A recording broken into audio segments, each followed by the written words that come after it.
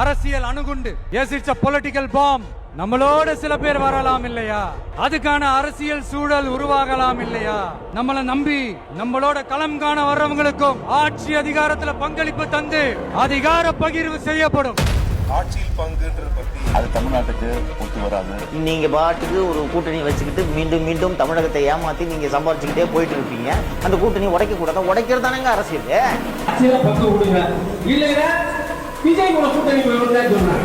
எங்களுக்கு மரியாதை கொடுக்கலன்னா திருப்பி அடிப்போம், திருப்பி அதே வார்த்தையை பேசும்.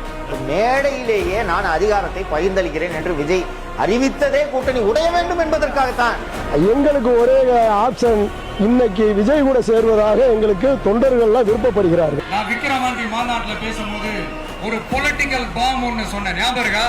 ஆட்சியிலையும் பங்கு அதிகாரத்திலையும் பங்குன்னு ஒண்ணு சொன்னேன். இப்போ அந்த பொலிட்டிக்கல் பாம் எல்லா கூட்டணியிலையும் வெடிச்சுக்கிட்டு இருக்கு, தாறுமாற வெடிச்சுக்கிட்டு இருக்கு.